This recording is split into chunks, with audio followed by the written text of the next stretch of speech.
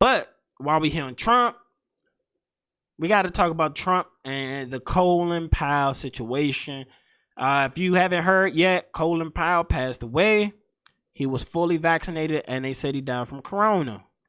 Colin Powell's legacy to me is really interesting because I was 11 at the time, and I was already huge in politics. I love politics. So when he went to go speak at the UN, everybody talked about how much his words impacted and will gravitate everybody to come to America's side for this war, which we found out we were led with lies. And I'm going to get into this before, I give my full take on this so you guys can see where I'm coming from in this. Let me switch this screen real fast. Says right here on Yahoo News, former President Donald Trump criticized the late Colin Powell on Tuesday for his role in launching the Iraq War and being a classic rhino. Was that Rhino? I don't know what that is supposed to mean. But it states, wonderful to see Colin Powell, who made big mistakes on Iraq and famous so-called weapons of mass destruction, be treated in death so beautifully by the fake news media. Trump wrote in a statement the day after Powell, the first black Secretary of State and chairman of the Joint Chiefs of Staff, died due to complications from COVID-19. Hope that happens to me someday. He was a classic rhino, even if that always being the first to attack other Republicans, he made plenty of mistakes. But anyway, may he rest in peace. Now that's probably considered distasteful. I will admit that. When somebody dies, we try to put everybody in a good light, except people that the group already admit is bad. Because again, nobody's perfect. Nobody is perfect, including me. Nobody's perfect. Everybody has mistakes. But when do we determine whether your mistakes are bigger than everything else you did in life? Now, before I get deeper down that road, I have a clip of Colin Powell, talking about the mistakes made in that situation. General Powell, writing in his new memoir about your February 5th, 2003 speech to the UN, which has now become historic. And let me pause this real quick. This is Colin Powell on CNN talking to Larry King Live. We're going to get into it. Here's what the president, former president, says.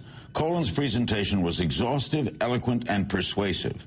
Coming against the backdrop of Saddam's defiance of the weapons inspectors, it had a profound impact on the public debate. Later, many of the assertions in Colin's speech would prove inaccurate, but at the time, his words reflected the considered judgment of intelligence agencies at home and around the world. Do you wish you'd been less exhaustive, eloquent, and persuasive? No, that was my job at the time, and the information that I was being given by the intelligence community hung together, and I spent 4 days and nights out at the CIA going over it. All right, so let's just stop it right here. He said he spent 4 days at the CIA, and in the 4 days they convinced him we need to go in. Who in those 4 days were responsible? Because somebody should have been held accountable. Like, this is my problem when it comes to people in government services and things like that. People believe that if you spend your life in a field trying to do something, that should trump the mistakes you made trying to do your job. As the Secretary of State, he galvanized the troops.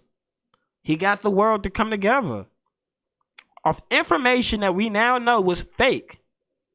It was all propagated from one person who wasn't even a reliable source that led to other papers and other intelligence briefings and imagery that did not exist. Yet nobody went to jail for it. Yet we lost thousands of troops. Iraqis lost over 1 million people, I believe. It was a true shit show. So, on your last day, should nobody remember that, there are kids fighting in a war that you helped start that wasn't even born during 9/11. That's the craziest thing to me. Should be things that's brought up. So now what this is kind of showing me is when George Bush comes up and it's his turn. And I'm not wishing death on anybody or rushing death, because life is a precious thing and everybody deserves to live life to the fullest. Including those innocent people we killed because of your misinformation that you push. I love America. I'm going to stand behind America on tons of things, even if I know it's right. But, when we're talking amongst ourselves, we have to sit back and say, hey, this is where you fucked up. You can't do that.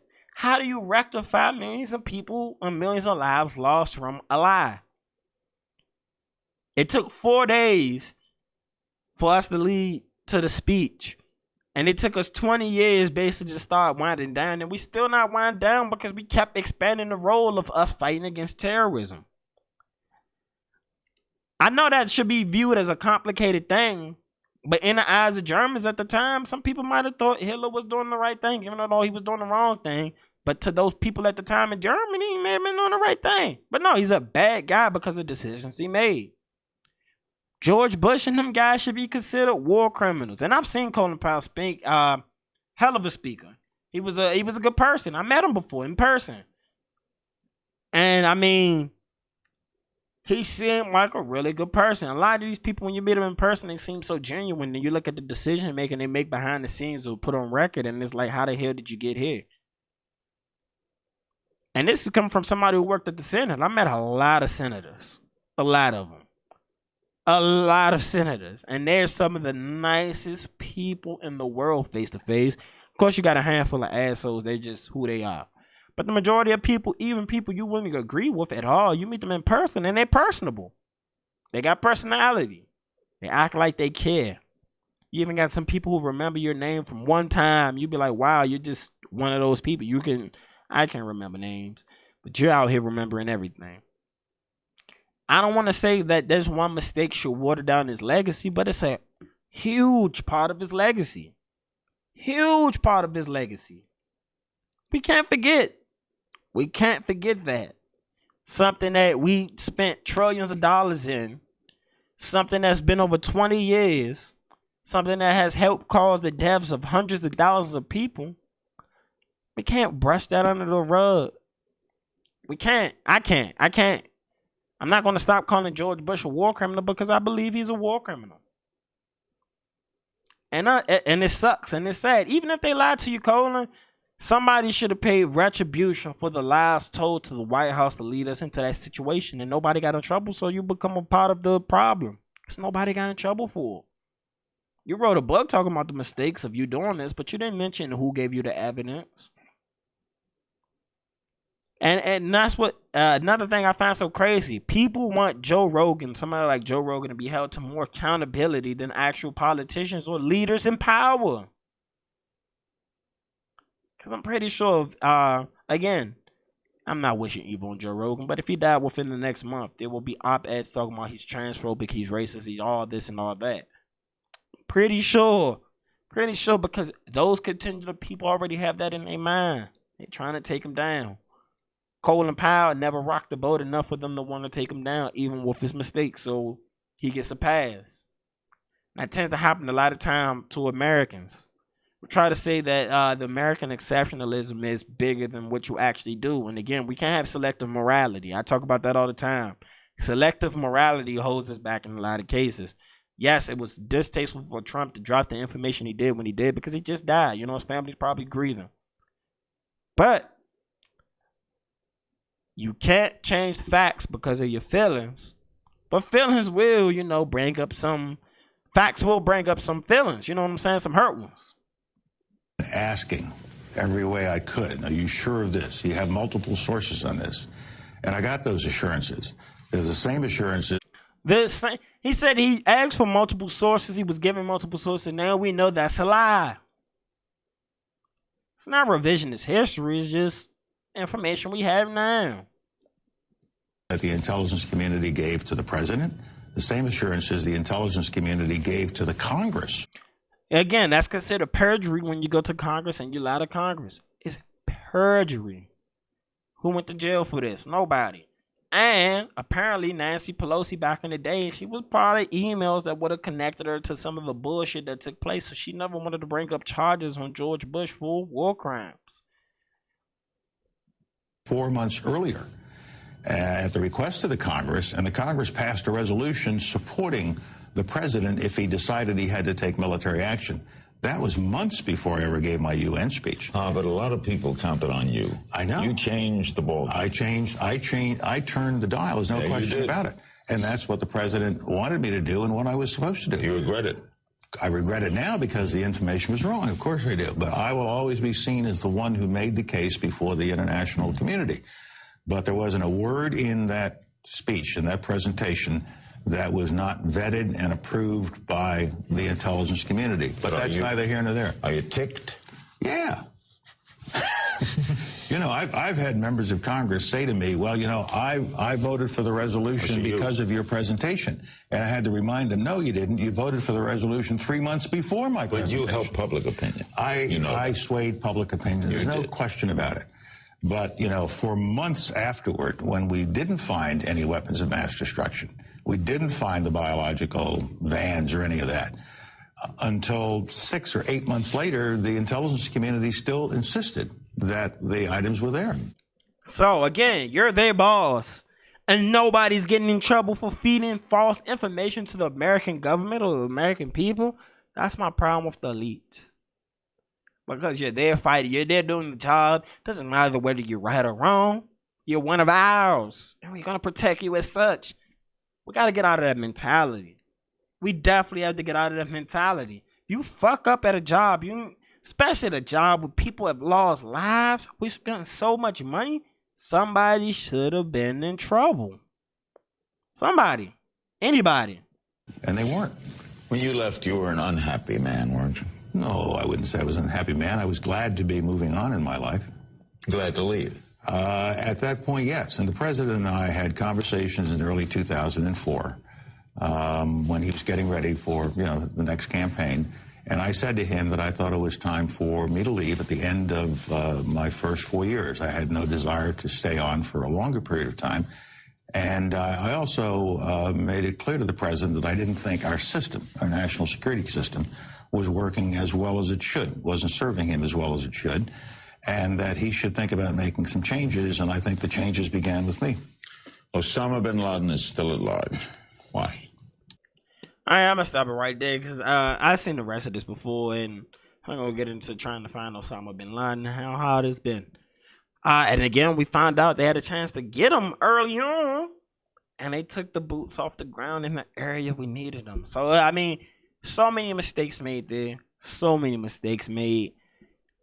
RIP to Colin Powell. Again, I met the guy before. You know, I wasn't a close personal friend or anything, but I met him before. I got to see him give a speech before, and amazing speech. He seemed like a good person meeting him, shaking his hand. That doesn't change the what occurred. That's like the biggest smudge on American history since the turn of the century. One of the biggest marks, black eyes on America since the turn of the century. We can't just act like it didn't happen and that nobody got in trouble for the mistakes you said people put you in a position for. That ain't leadership. Sitting on the sword for everybody's mistakes is not leadership. Now, and it does show leadership to take the fall and take responsibility. But if those people still have the same jobs, like maybe, Regina Haskell or John Bolton and people like that at those times are still working on TV. They're still getting jobs in power. Kind of should have said something. Some heads should have rolled. Some heads should have rolled. I don't see why they did not. Again, RP Colin Powell, you know, I'm pretty sure you did some great things that if we go into detail, we'll find and say, hey, you know, we wouldn't have this if it wasn't for Colin Powell. But for somebody of my age demographic, I'm going to remember for what you did last. What you did last was a doozy. It was a doozy. And nobody got in trouble, was held accountable for that. Yet people made trillions of dollars off of a war We shouldn't have been there. We shouldn't have been there, but yet people made a lot of money. And I'm pretty sure in them speaking tours you were giving, you made a lot of money. So when we follow the money, we always see where the problems really lie and where they don't. You know what I'm saying? We really do. So this next story, I guess we're on Black Republicans right now. You know what I'm saying? They've just been part of the puzzle. It's your boy DJTheParkBoy, and I'm here with a special product for you. I got some Delta 8 weed from JK Distro, and I'm saying it's amazing. It's clean, smokable, and the best part is they deliver it right to your door. Because of the 2018 Farm Bill, it's now legal for them to have Delta 8 weed sent through the mail. That's right. And if you use promo code FLOSS1, you can get some clean, smokable weed sent to your door direct. You have options. You go right there to jkdistro.com. You look at all the strands they have, which is a lot. You can even get you some edibles. You can get you some wine. Anything in between you can think of. You put in promo code FLOSS1, you're going to save you 20%. So go ahead, hop on that now. Make sure it's in the description.